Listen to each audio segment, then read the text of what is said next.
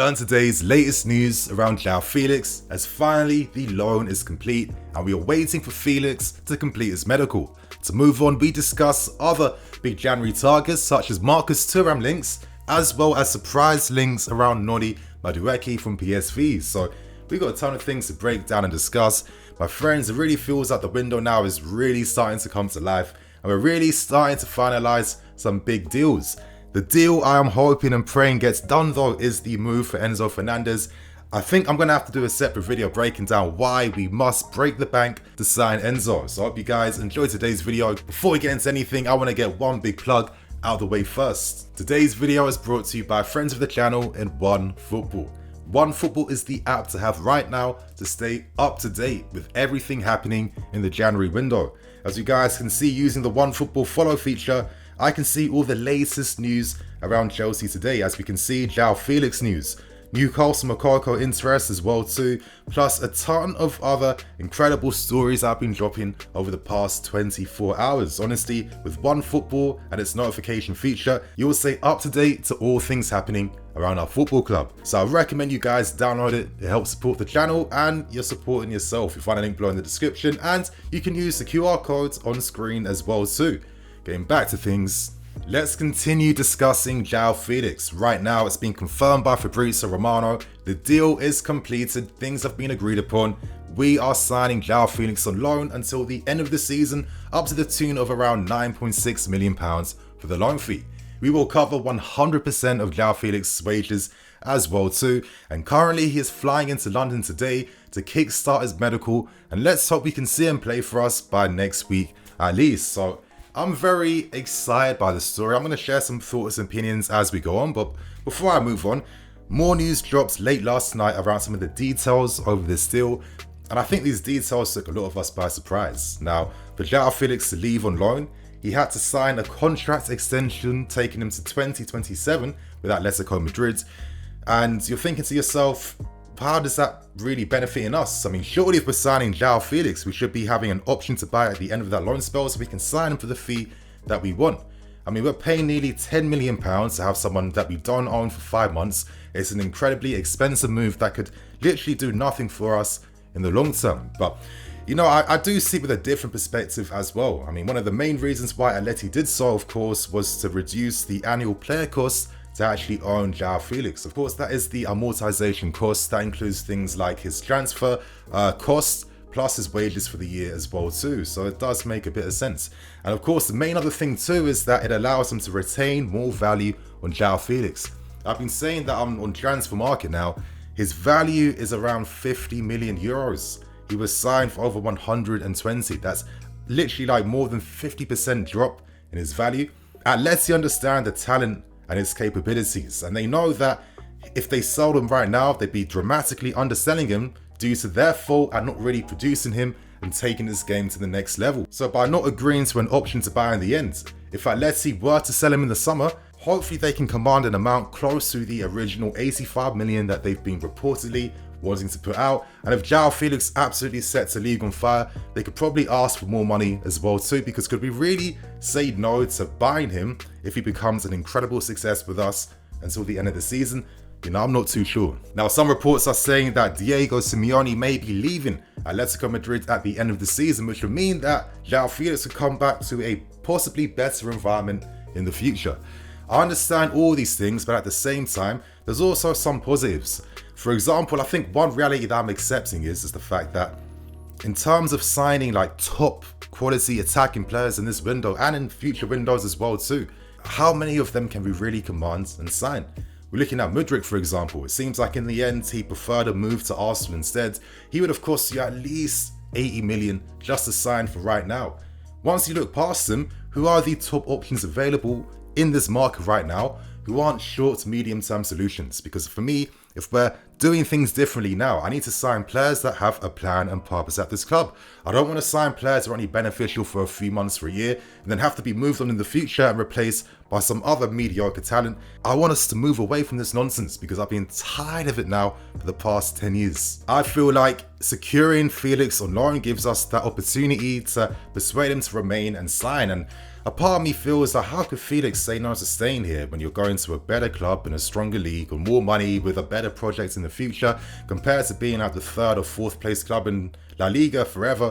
It doesn't make sense. Of course though, I understand some of the risk that comes with this deal, and I understand why some fans are very apprehensive about this loan move. Of course, the fact that it costs so much money without the option to buy doesn't give us that long-term security that ideally you would like to have, because I feel like it's going to be hard for us to sign top targets like your Leaos. We couldn't get Madueke. There's a lot of these guys that we can't get at this point in time.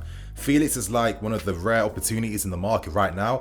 It does come with some risk, but if we do things right, we can of course control the destiny of Joao Felix and hopefully find a way to sign him after hopefully a successful loan spell with us. Now, us and Atletico Madrid have had a very good relationship with each other over the years. I mean, I still thank them for buying Alvaro Morata from us. How many deals have involved us buying players from them and they're buying them back for like the same fee? I mean, Diego Costa, Felipe Luis, I think Alvaro Morata, or did we sign him from Madrid?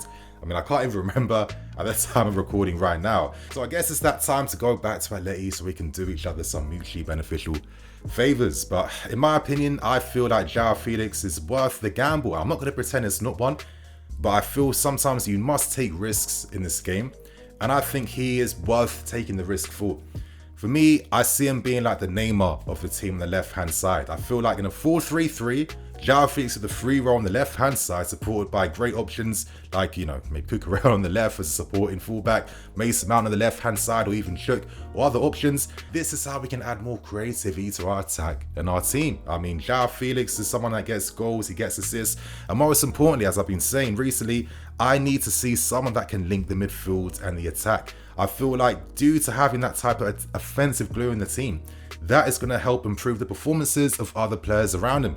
Joao Felix can do the 1-2s and giving goals with Mason Mount. He can link up with Kai Havertz. He can interchange positions with Havertz as well too. And most importantly, he brings that 1v1 threat and he brings unpredictability in the offense. I think for a talent like Joao Felix, who I've rated for so long, I don't care that he's suffered at Atleti. I blame Atleti for not being on point, and I'm sick and tired of players getting the brunt. I mean, what's he supposed to do at a team that can't control possession and when he has to touch the ball every 5 minutes? I mean, let's be a bit serious now, yeah? So I think the risk is worth it. Let's hope he's starting versus Fulham.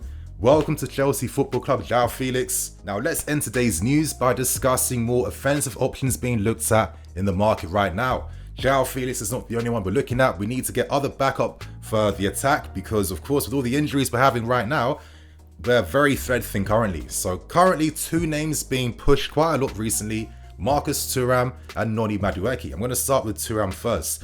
The Thuram situation is a very interesting one. His contract expires at the end of the season. I think in 15 games so far, he's got like 10 goals and 3 assists. You know, Marcus Thuram is like a good like auxiliary forward. He's able to play on the left, up front, and on the right hand side. I don't necessarily feel like he's an elite player in the making. I think he's one of those guys that you would have as part of your squad who's very useful and can chip in and is good enough to play with your teammates, of course, help you add more depth and competition in your team.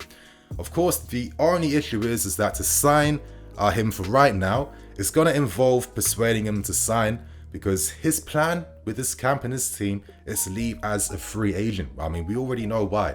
Massive signing on fee, even higher wages, more clubs showing interest because of your price and affordability, and the fact that more options open up in terms of clubs that are looking at you. I think there's competition now from Bayern Munich, from Barcelona and other clubs like that. So currently there's a lot of competition and a lot of clubs following him. I see him as one of those players that is good at a lot of things in his game without necessarily being elite in anything. Like, for example, his dribbling is effective, it's dangerous, but he's not going to constantly get past 2-3 players and be that main supplying threat in your team. He is a great finisher though. He's very powerful, knows how to use his body, and he's very intelligent with how he plays as well. I mean, you have to be intelligent if you can play in 3 different positions. But I guess for me, ultimately, I just keep getting strong short to medium term vibes from him. For me, he's more of an opportunistic buy, and I kind of feel like I want signings to be part of a future long term plan.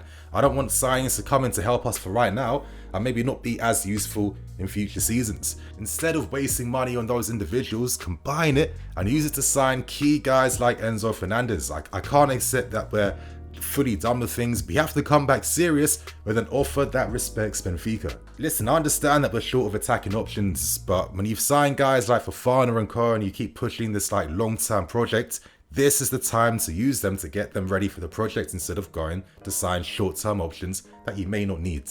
So right now, let's end things by discussing some surprising news around Noni Madueke. Now, these links also came from the same article from the Times when they were discussing Marcus Thuram as well too, and it seems like we are really considering a move for Noni Madueke. Now, I find this story really fascinating. I mean, currently injuries have not been working in the player's favour over the past 2 seasons. He's been out quite a lot of times, but regardless, the England Under-21 international is a player of big promise, of big potential, and I can see exactly why our new transfer team would look at an option like this. Now, Noni isn't like one of those elegant Pulisic style dribblers.